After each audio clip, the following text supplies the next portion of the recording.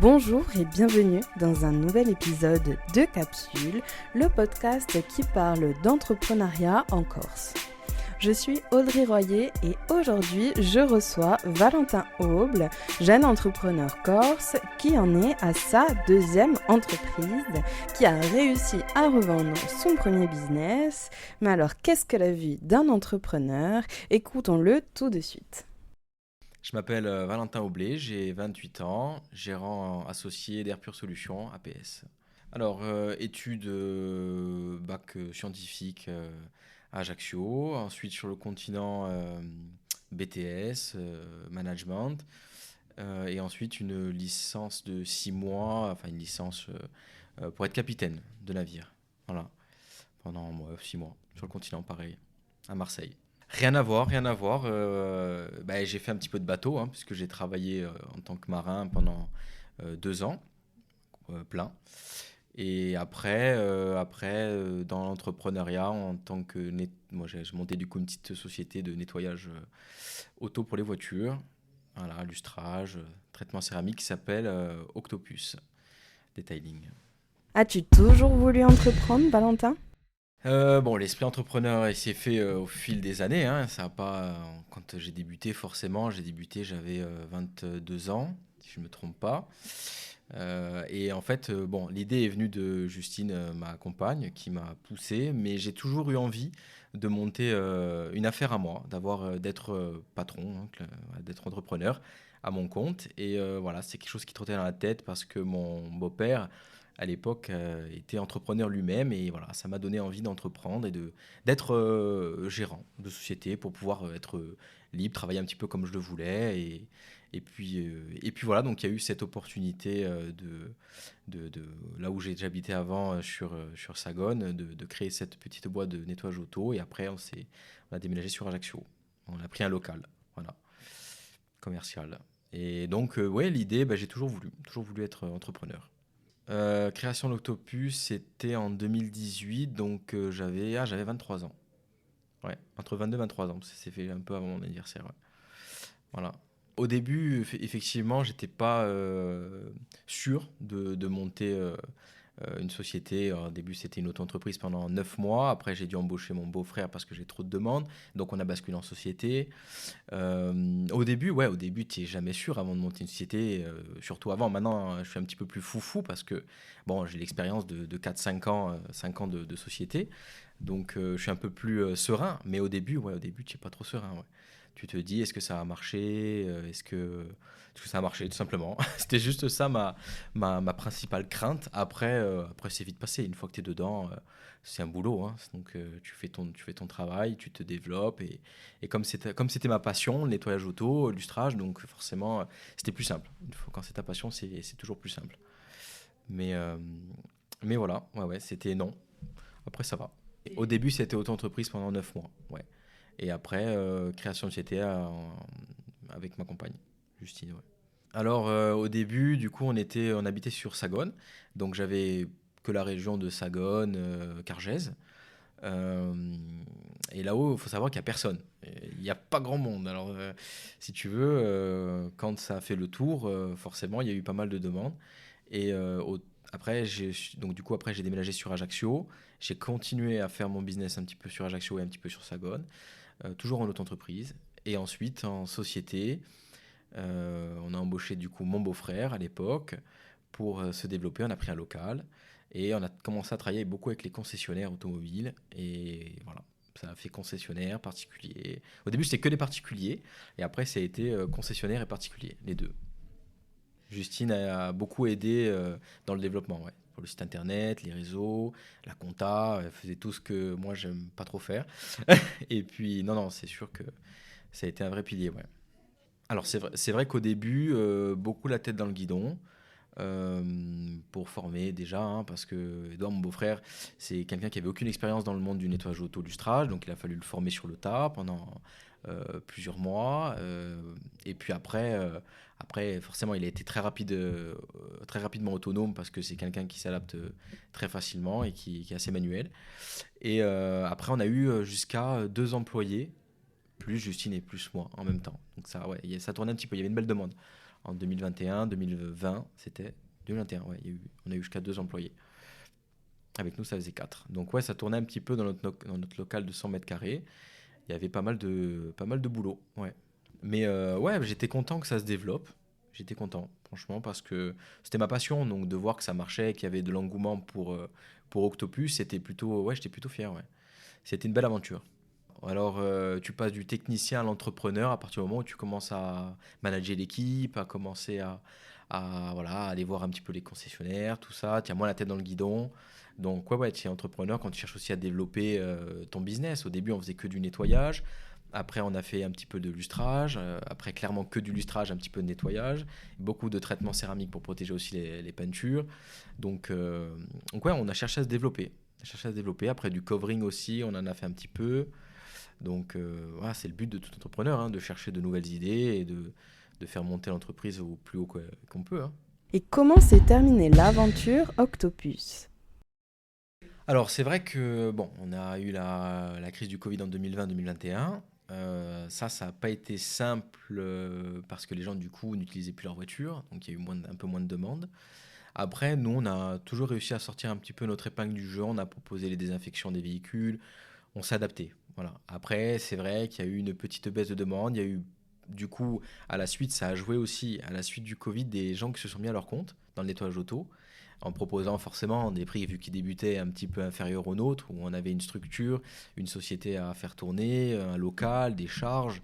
Ces gens-là, quand se sont montés, un peu comme moi au début, en auto-entrepreneur, ont pratiqué des prix beaucoup plus bas, donc forcément ils ont pris un petit peu de part de marché et il y a eu un petit peu moins de demandes, même si nous on était quand même dans les prestations un peu haut de gamme, parce qu'on avait un local, c'était au sec, c'était au propre, c'était deux prestations différentes dans la plupart des cas. Euh, et donc voilà, c'est parti de là où on a eu un petit peu moins de demandes. Après, les employés que j'avais ont voulu aussi voir ailleurs comment ça se passait dans d'autres secteurs d'activité. Donc j'ai pas forcément réembauché. J'ai rembauché une personne et ensuite je suis resté seul parce que j'avais ce projet de changer aussi. Voilà, donc c'est de là qu'on a commencé à mettre en vente la société. Est-ce que tu as vu ça comme un échec? Je trouve que la satisfaction personnelle, elle en a pris un coup aussi parce que t'as pas le temps de faire autre chose que ton boulot. Tu commences le matin à 8h30 grand maximum, tu finis à 18h, 19h des fois. Tu rentres chez toi, faut rien te demander parce que tu as passé une journée de 10 heures non-stop quasiment, qui t'a pris beaucoup d'énergie. Euh, Puis voilà, après, la nuit, comme chaque entrepreneur, ça a des idées qui te trottent, la comptabilité, tout ça, hein, donc forcément, ça aide pas non plus. Et donc voilà. Donc, j'en ai eu un peu marre. Ouais. J'ai voulu chercher un business pas plus calme, mais travailler différemment. Travailler plus intellectuellement que physiquement. Chose que voilà, je pouvais plus faire.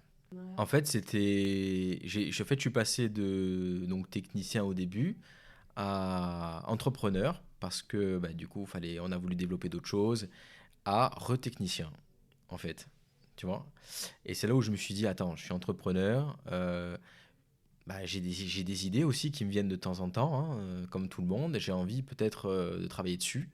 Et là, je peux pas et c'est plus possible. Donc au final, voilà, d'autres idées qui ont pris le dessus.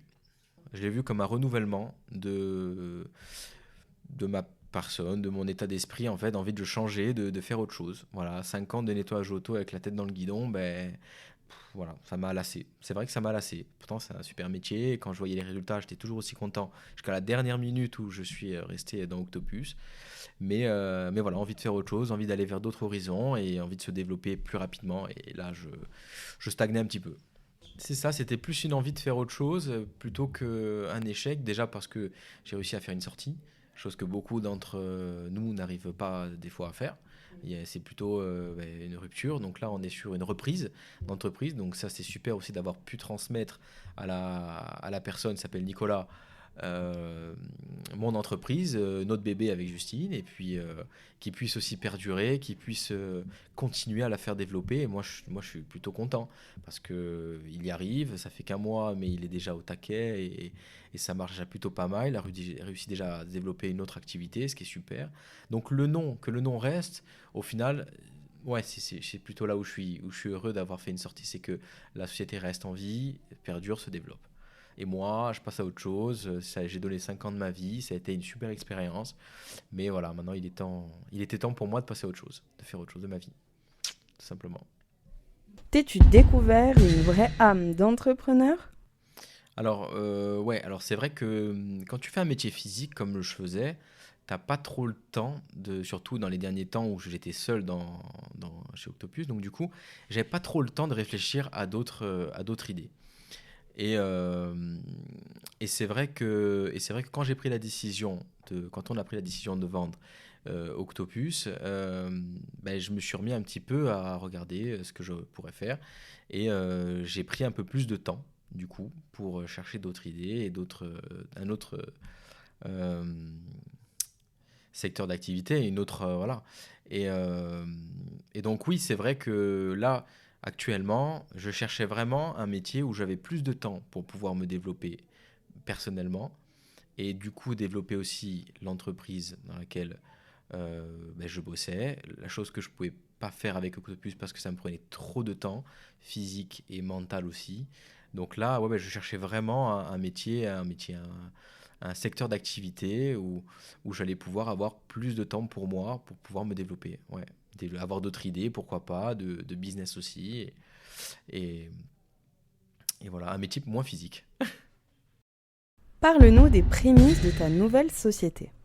Ah ben, les prémices, donc avec Jérémy, mon associé sur Air Pure Solutions, euh, on a cherché à trouver, on a cherché à proposer des solutions écologiques et économiques de purification d'air, d'eau et de surface.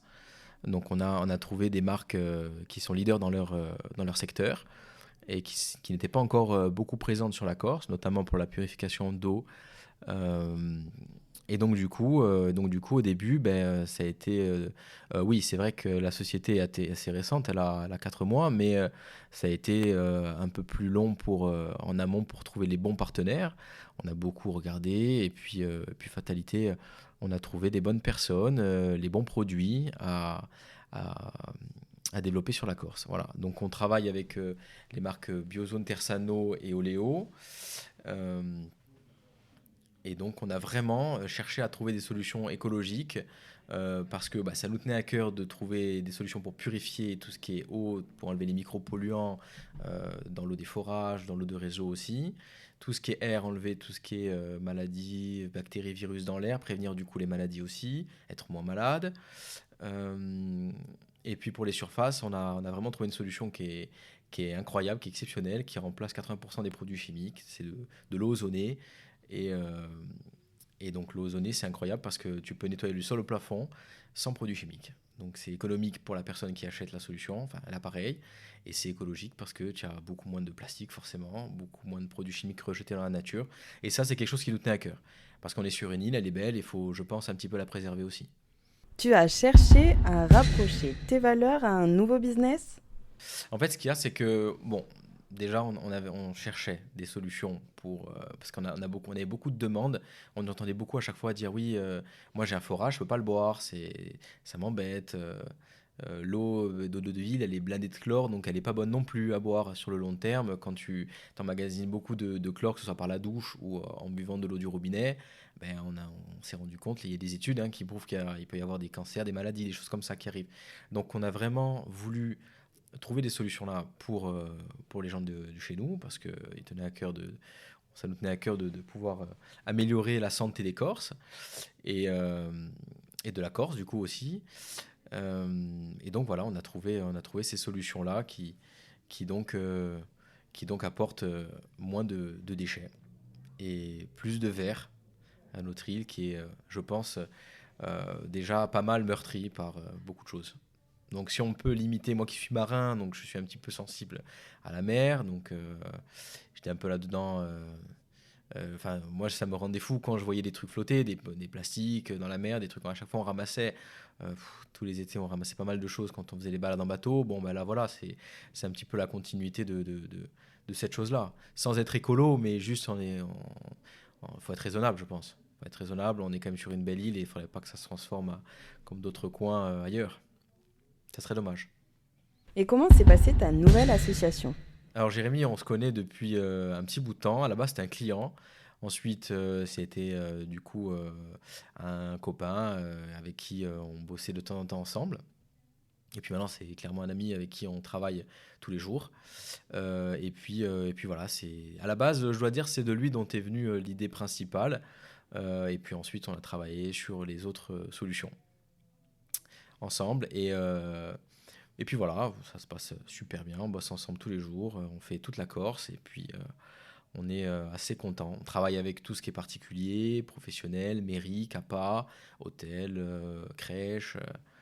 Bien sûr, sur le long terme, on vise tous les organismes, tout ce qui est mairie, tout ce qui est CAPA, pour pouvoir toucher un maximum, pour pouvoir réduire un maximum cette consommation d'eau, hein, qui est en manque chez nous l'été, on le sait. On a beaucoup de secteurs en Corse qui ne sont pas alimentés en juillet et en août parce que c'est en manque d'eau, clairement, il fait trop chaud. On a remarqué aussi pas mal, notamment cette année, cet hiver, qu'on n'en a pas eu. Clairement, il n'y a pas eu trop de froid. On est en mars, on a quasiment 20 degrés l'après-midi. Enfin, bon, en tout cas, je ne me souviens pas avoir déjà vu une température pareille. Donc, ça présage rien de bon pour l'avenir. Donc, c'est vrai qu'on va manquer de plus en plus d'eau. Il faut trouver des alternatives. Il faut s'y prendre maintenant pour pouvoir ne pas être surpris. Ne pas être surpris comme le sont d'autres pays. Donc voilà, c'est aussi pour ces raisons qu'on a choisi les solutions de purification d'eau pour pouvoir donner de l'eau potable en partant par exemple d'un forage, d'une eau de pluie, d'une eau de réseau qui n'est pas bonne, voilà. Bon, et bien maintenant, pitch-nous ton entreprise. Airpure Solutions, c'est avant tout une société qui distribue des produits de purification d'air, des produits de purification d'eau et de surface. Pour l'air, on a choisi de travailler avec Biozone, qui est une marque américaine connue et reconnue depuis plus de 20 ans dans le secteur. Tout ce qui est produit purification d'eau, on travaille avec Oléo, qui est une marque française, à la pointe de la technologie. On n'utilise pas de produits chimiques, pas d'eau, pas d'électricité, pas d'électronique.